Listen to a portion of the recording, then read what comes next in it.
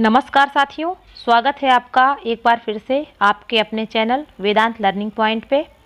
आज आप सभी के लिए डीएलएड सेकेंड ईयर के 7वें पेपर पर्यावरण अध्ययन के अंतर्गत अवलोकन की विशेषताएं का टॉपिक लेके आई हूं, जो कि बहुत ही ज़्यादा इम्पॉर्टेंट है।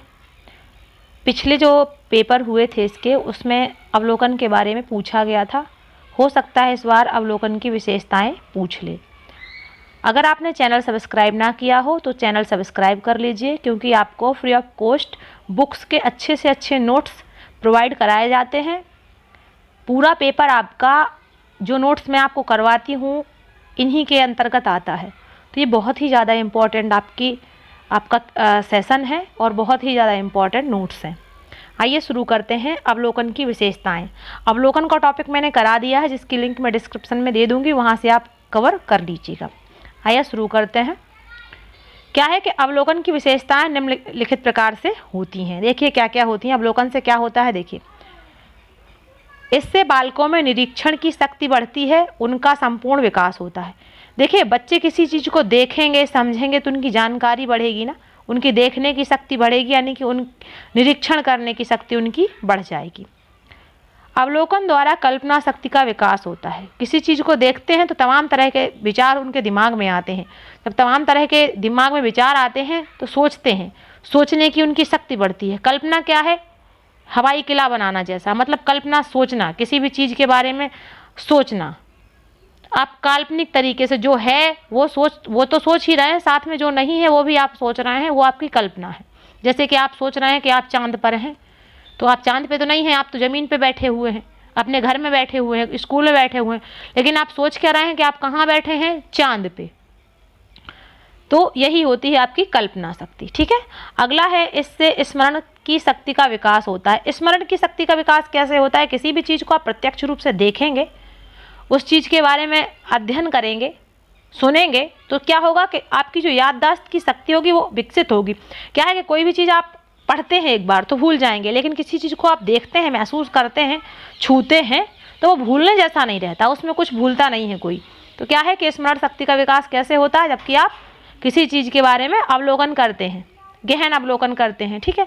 इसके द्वारा ज्ञानेंद्रियों का विकास होता है। ज्ञानेंद्रियाँ क्या है आपकी?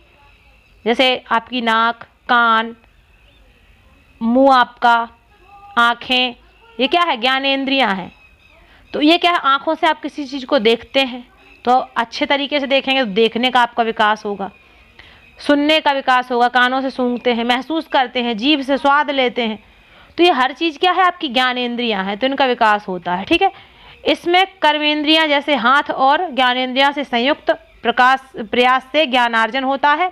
मस्तिष्क और हाथों का सहयोग होने पर ही कर्म बुद्धि के सम्मिलित प्रयास का अवसर प्राप्त होता है। कर्मेंद्रियाँ क्या है? आपकी हाथ, पैर, जिनसे आप कर्म करते हैं। तो कर्म तो मोस्टली हाथ से और पैर से किया जाता है, तो ये आपकी कर्मेंद्रियाँ हो गई। बाकी ज्ञानेंद्रियाँ होती हैं, इनके दोनों के प्रयास से क्या होता है? ज्ञानार्जन होता है, आपका ज्ञान बढ़ता है, आप सीखते हैं। मस्तिष्क और हाथों का सहयोग होने पर कर्म बुद्धि के सम्मिलित प्रयास का अवसर प्राप्त होता है। देखिए, आपका दिमाग जब काम करेगा, और कर्म यानी कि आप पेपर दे रहे हैं तो आपका क्या हो रहा है? मस्तिष्क काम कर रहा है, ज्ञानेंद्रियाँ आपकी काम कर रही हैं, और कर्मेंद्रियाँ क्या? आप लिख रहे हैं। ठीक है। तो क्या हो गया कि आपके ज्ञानेंद्रियों से और कर्मेंद्रियों से सम्मिलित होकर क्या है? आपका जो प्रयास है उसका अवसर आपको प्राप्त हो रहा है। ठीक है। आप लिख रहे हैं परीक्षा में बैठ के, तो वहाँ पे कर्मेंद्रियाँ और ज्ञानेंद्रियाँ दोनों ही काम करती हैं। अगला क्या है कि ज्ञान के प्रत्यय स्पष्ट बनते हैं, जिससे वस्तु का ज्ञान स्पष्ट और सुदृढ़ होता है। जब आप किसी चीज़ को देखते हैं, समझते हैं, परखते हैं, तो क्या होता है कि उसके बारे में आपके आप जो भी चीज़ सोचते हैं, जो तथ्य सोचते हैं, उसके बारे में वो क्या स्पष्ट हो जाता है। मतलब जानकारी एकदम पूरी तरह से निश्चित हो जाती है कि हाँ, यही चीज़ ऐसा है। मतलब आपको पुष्टि हो जाती है कि हाँ, ये ऐसे ही है। जैसे आपने गुलाब का फूल देखा तो आपने देखा कि ये फूल लाल है, कोई फूल पीला होता है, कोई सफ़ेद होता है, कई तरीके के रंग होते हैं, तो आप ये समझ पाते हैं चीज़ों को। वस्तु का ज्ञान स्पष्ट और सुदृढ़ होता है। ठीक है। छात्रों को नेत्रों से परखने में दक्षता प्राप्त होती है। वे नेत्र के परीक्षण कार्य को अधिक कुशलता पूर्वक करने के योग्य हो जाते हैं। जब किसी चीज को देखते परखते हैं अच्छे तरीके से तो क्या है, परखने में दक्षता हो जाती है। कभी आपने देखा होगा, आप सुनार के पास जाएं और उसे नकली सोना दे दें तो वो तुरंत पहचान लेता है कि नहीं ये नकली है। क्या है कि उसे एक अनुभव होता है और नेत्रों से परखने की दक्षता होती है, वो तुरंत पहचान लेता है कि क्या चांदी है, क्या आप गिलट दे रहे हो, क्या आप सोना दे रहे हो, कि उसमें पीतल की मिलावट है तो कितने % है, वो देख के आपको बता देता है। एक बार लेके आपकी अंगूठी को इधर उधर घुमाएगा, बता देगा कि इसमें इतने % सोना है। तो क्या है कि देखने की शक्ति, उनकी दक्षता होती है उनको देखने में, ठीक है। वे नेत्र के परीक्षण कार्य को अधिक कुशलता से कर लेते हैं, ठीक है। अब क्या है, अगला क्या है कि सुदृढ़ ज्ञान एवं स्पष्ट प्रत्ययों के कारण भावनाओं का विकास होता है। भावनाओं का मन और हृदय से घनिष्ठ संबंध होता है, इससे मानसिक शक्ति का विकास होता है। जब आपकी भावनाएं और हृदय, जब जो भी चीज़ आप सीखते हैं उस सबसे आपको जो जानकारी मिलती है उस सबसे क्या होता है, आपकी मानसिक शक्ति का जो है विकास हो जाता है, ठीक है। अवलोकन द्वारा हृदय भाव, मस्तिष्क की कल्पना वृद्धि और हाथ कर्म का अच्छा संबंध स्थापित होता है। जब आप किसी चीज़ को अच्छे से देखते हैं तो क्या है, हृदय में आपके भाव आते हैं। कोई भी चीज़ आप देख रहे हैं तो बहुत सुंदर चीज़ है। फिर क्या है, सुंदर चीज़ देखते हैं तो मस्तिष्क में क्या है, कल्पना आती है, मतलब कि सोच आती है, भाव आती है, अपने साथ आप उसी में कुछ ना कुछ सोचने लग जाते हैं। फिर क्या है, जब आप कर्म करते हैं तो ये सारी चीज़ें क्या है, एक साथ इन सबका संबंध स्थापित हो जाता है।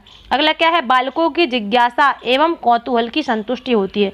बालकों की जो जिज्ञासा होती है मन में, वो देखना चाहते हैं। जैसे उन्हें लाल किले ले जाओ, अगर वो अपने स्कूल में है, घर पे सोचेंगे लाल किला पता नहीं कैसा होता होगा या ताजमहल पता नहीं कैसा होता होगा, तो वो जब जाएंगे देखेंगे तो क्या होगा, एक मन में कौतूहल होता है, एक आश्चर्य होता है, उनके मन में एक वो चल रहा होता है, जैसे किसी चीज़ के बारे में बहुत सोच विचार चल रहा हो, उनके जो भाव हैं बहुत ज़्यादा गहराई से उतार चढ़ाव ले रहे हों। तो उसमें क्या होता है कि उनको कौतूहल यानी कि एक तरीके का आश्चर्य होता है, सोचते हैं क्या है कैसे है।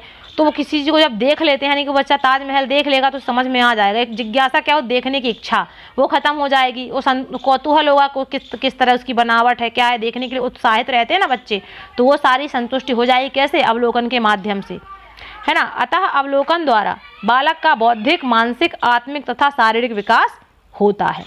यहाँ पे अगर आपको कुछ समझ में ना आया हो तो आप ज़रूर पूछ लीजिएगा कमेंट करके, वहाँ पे आपको बता दिया जाएगा। या कोई टॉपिक जो कि आपको जानना है उसके बारे में भी आप कमेंट कर सकते हैं, किसी भी सब्जेक्ट का हो, डीएलएड सेकेंड ईयर से आपको बता दिया जाएगा। देखने के लिए आप सभी का दिन धन्यवाद। आप सभी का दिन शुभ हो।